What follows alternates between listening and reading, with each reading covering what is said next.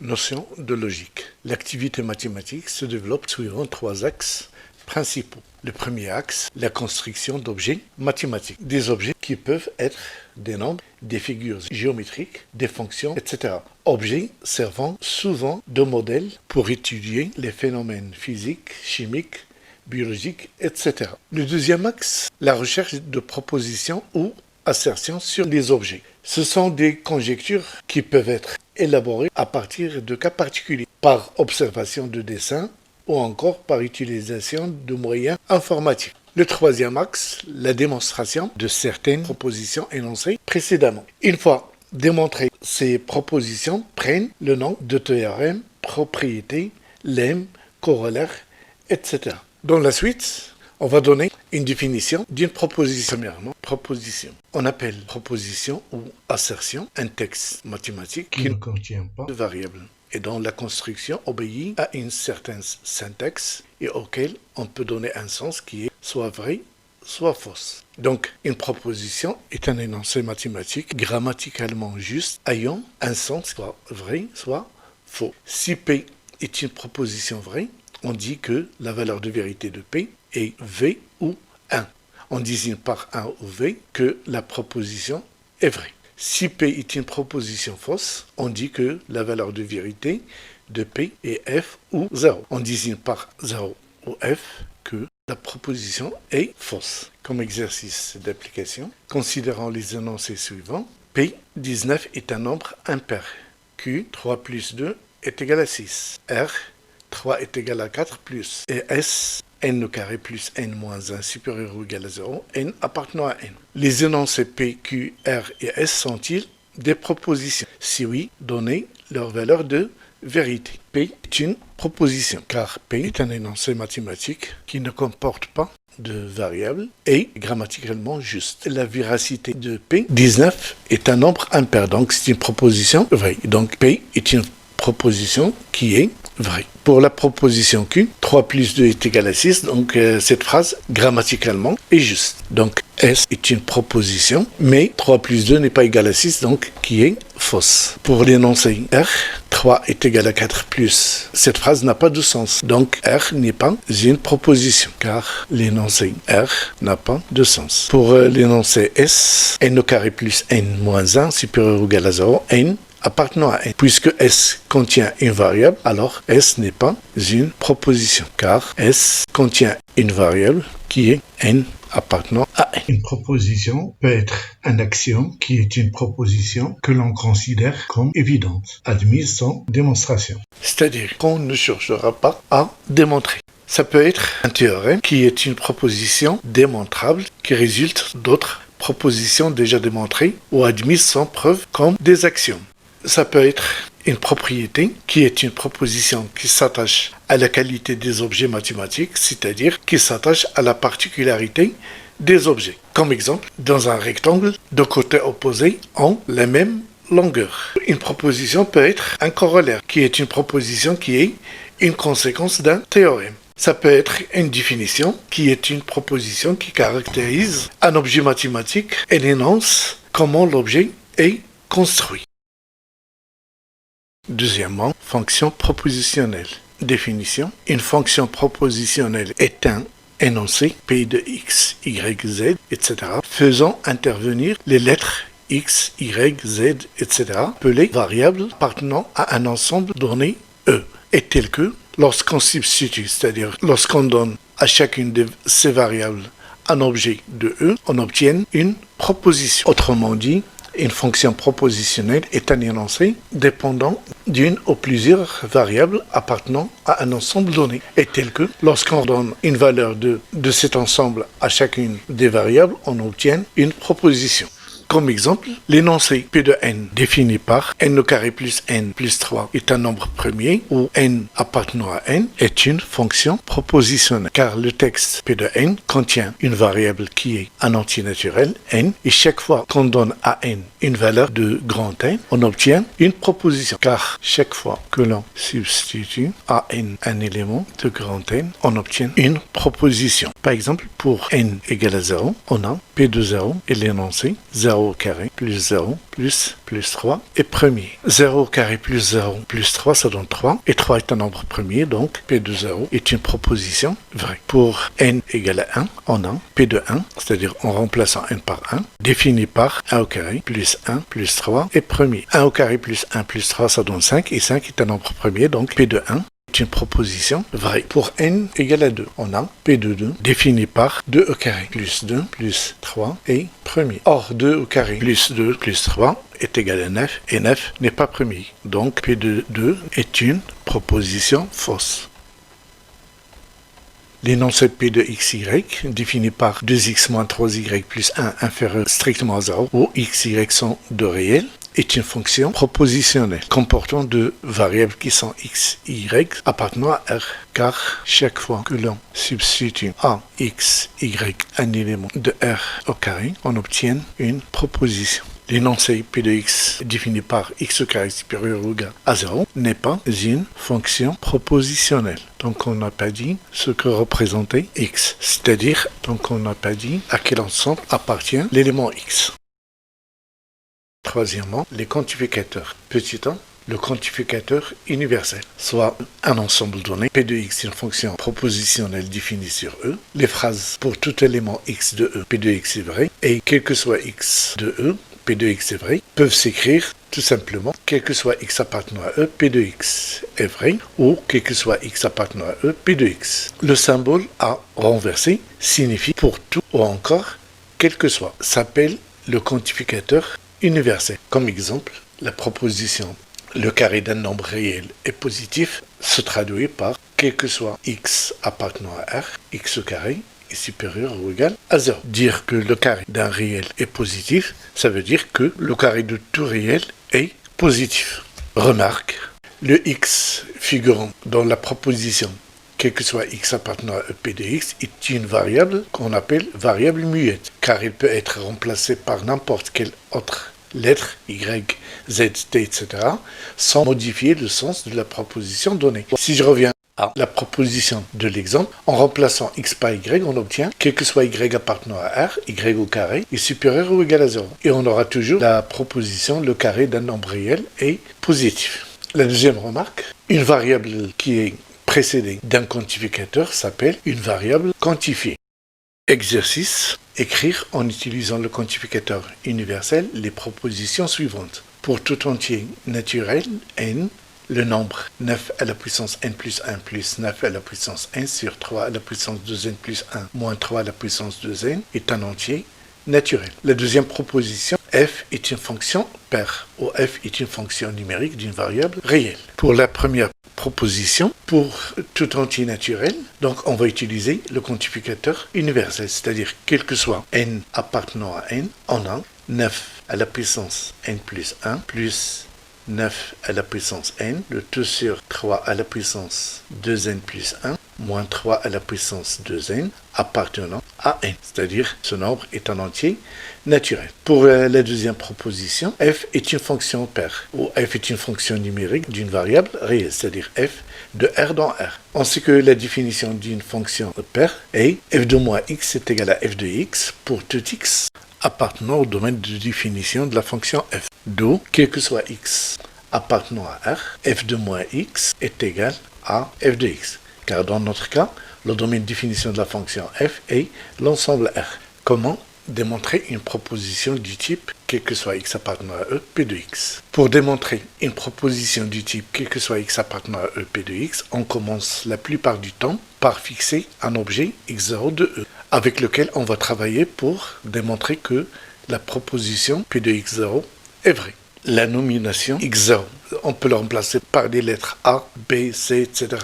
On note ici x0 pour garder le lien avec la variable x. Et pour le 0, pour mettre en évidence que l'on travaille avec une constante. Comme exercice, montrer que, quel que soit x appartenant à l'intervalle 0 plus infini, x plus 1 sur x est supérieur ou égal à 2. On va commencer par fixer un objet x0 de l'intervalle 0 plus infini. Car ici, 0 plus infini joue le rôle de E. Et x plus 1 sur x supérieur ou égal à 2 joue le rôle de P de x. Soit x0 appartenant à l'intervalle 0 plus l'infini. X0 plus 1 sur x0 moins 2 est égal à x0 au carré plus 1 sur x0 moins 2 qui est égal à x0 au carré plus 1 moins 2x0 le tout sur x0 qui est égal à x0 moins 1 au carré sur x0. Comme x0 moins 1 au carré est un réel positif, x0 est supérieur strictement à 0, alors ce rapport est supérieur ou égal à 0. D'où x0 plus 1 sur x0 est supérieur ou égal à 2. Donc, quel que soit x appartenant à l'intervalle 0 plus infini, x plus 1 sur x est supérieur ou égal à 2. Exercice 2. Montrer que, quel que soit x appartenant à R, x au carré moins 2x plus 3 est supérieur strictement à 0. Pour cela, on va fixer un réel A, soit A, appartenant à R, montrant que A au carré moins 2a plus 3 est supérieur strictement à 0. On a a au carré moins 2a plus 3 est égal. En écrivant la forme canonique de a au carré moins 2a, on obtient a moins 1 au carré moins 1 plus 3 qui est égal à moins 1 au carré plus 2. Comme a moins 1 au carré est supérieur ou égal à 0 et 2 est supérieur strictement à 0, alors a moins 1 au carré plus 2 est supérieur strictement à 0. C'est-à-dire a au carré moins 2a plus 3 est supérieur strictement à 0. Donc, quel que soit x appartenant à R, on a x au carré moins 2x plus 3 est supérieur strictement à 0. Petit b, le quantificateur existentiel. La proposition il existe un x de e tel que p de x est vrai peut s'écrire avec un e renversé, x appartenant à e, p de x, qui se lit, il existe au moins un objet x0 de e tel que la proposition p de x0 est vraie. Le symbole e renversé s'appelle le quantificateur existentiel. Le symbole il existe avec un point d'exclamation, se lit, il existe un objet unique x0 de e tel que la proposition p de x0 est vraie. Exercice, écrire en utilisant le quantificateur existentiel la proposition suivante. L'équation sinus x égale à x admet au moins une solution dans R. L'équation sinus x égale à x admet au moins une solution dans R. Cela veut dire qu'il existe au moins un réel alpha qui vérifie l'équation sinus x est égal à x. La proposition. L'équation sinus x est égal à x admet au moins une solution dans R peut s'écrire aussi. Il existe au moins alpha appartenant à R tel que sinus alpha égale à alpha. Cela veut dire que alpha vérifie l'équation sinus x est égal à x. Comment démontrer une proposition du type il existe x appartenant à E tel que P de x. Pour démontrer une proposition du type il existe x appartenant à E tel que P de x est vrai, la première chose à laquelle on doit penser est de construire un élément x0 de E pour lequel la proposition P de x0 est vraie. Comme exemple, soit x, un nombre réel, montrant que il existe y appartenant à R tel que x est égal à 2y.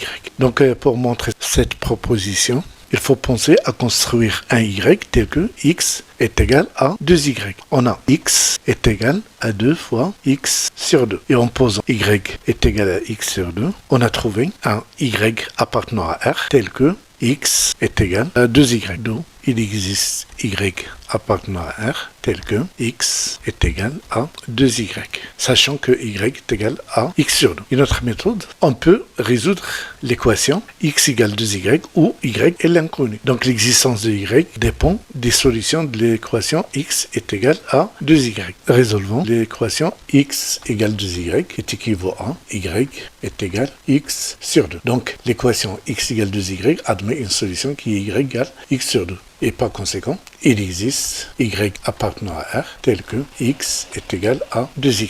Exemple numéro 2, soit x appartenant à R, montrant que il existe y appartenant à R tel que x est égal à 2y plus 1. Donc la première méthode qu'on va utiliser dans cet exemple, c'est la méthode de la construction de y. On a x peut s'écrire aussi 2 fois x moins 1 sur 2 plus 1. Et en posant y est égal à x moins 1 sur 2, d'où l'existence de y, tel que x est égal à 2y plus 1. La deuxième méthode, en résolvant l'équation x égale 2y plus 1, x égale 2y plus 1 est équivalent à x moins 1 est égal à 2y, qui est équivalent à y est égal à x moins 1 sur 2, d'où il existe y appartenant à R tel que x est égal à 2y plus 1. Comment démontrer une proposition du type « il existe un et un seul x appartenant à E tel que P de x ». Pour démontrer une proposition du type « il existe un et un seul x appartenant à E tel que P de x », on démontre dans un premier temps la proposition « il existe x appartenant à E tel que P de x ». Et dans un deuxième temps, on démontre l'unicité, c'est-à-dire on démontre que pour tout couple xy de E, si la proposition est vraie pour x et elle est vraie pour y, c'est-à-dire si P de x égale P de y, alors, dans ce cas, x est égal à y. Exercice, soit y appartenant à l'intervalle 1 plus infini, montrer qu'il existe un et un seul x appartenant à l'intervalle 2 plus infini, tel que y est égal à x plus 2 sur x moins 2. Montrons tout d'abord qu'il existe x appartenant à l'intervalle 2 plus infini, tel que y est égal à x plus 2 sur x moins 2. Pour cela, on va résoudre l'équation y est égal à x plus 2 sur x moins 2, qui est équivalent à y facteur de x moins 2 est égal à x plus 2. Ceci est équivalent à yx moins 2y est égal à x plus 2. Ceci est équivalent à, en faisant passer x dans le premier membre, on obtient y moins un facteur de x est égal à 2y plus 2. Ceci est équivalent à, puisque y est différent de 1 car y appartenant à l'intervalle 1 plus infini, alors x est égal à 2y plus 2 sur y moins 1. Donc l'équation y égale x plus 2 sur x moins 2 admet une solution dans R. Maintenant vérifions que x appartenant à l'intervalle 2 plus infini. X moins 2 est égal à 2y plus 2 sur y moins 1 moins 2, qui est égal à 2y plus 2 moins 2y plus 2 sur y moins 1, qui est égal à 2y moins 2y égale à 0. Donc, il nous reste 4 sur y moins 1. Comme y appartenant à l'intervalle 1 plus infini, y moins 1 est supérieur strictement à 0 et 4 est supérieur strictement à 0. Donc, ce nombre est supérieur strictement à 0. Donc, x appartenant à l'intervalle 2 plus infini, c'est-à-dire x est supérieur strictement à 2. Donc, il existe x appartenant à l'intervalle 2 plus infini, tel que y est égal à x plus 2 sur x moins 2. Maintenant, montrons que x est unique, soit x prime, deux éléments de l'intervalle 2 plus infini, supposons que p de x est égal à p de x prime, c'est-à-dire que x et x prime vérifient la proposition y est égal à x plus 2 sur x moins 2, équivaut à x plus 2 sur x moins 2 est égal à x prime plus 2 sur x prime moins 2, qui est équivaut à x plus 2 facteur de x prime moins 2 est égal à x prime plus 2 facteur de x moins 2. Et en développant, on obtient x prime plus 2x prime moins 2x moins 4 est égal à x prime x plus 2x moins 2x prime moins 4, qui est équivalent à, en simplifiant par x prime et moins 4, on obtient, en faisant passer moins 2x' dans le premier membre, ça nous donne 4x', et en passant moins 2x dans le deuxième membre, on obtient 4x, qui est équivalent à x est égal à x'. Donc, x est unique. En conclusion, donc, il existe un et un seul x appartenant à l'intervalle 2 plus infini, tel que y est égal à x plus 2 sur x moins 2.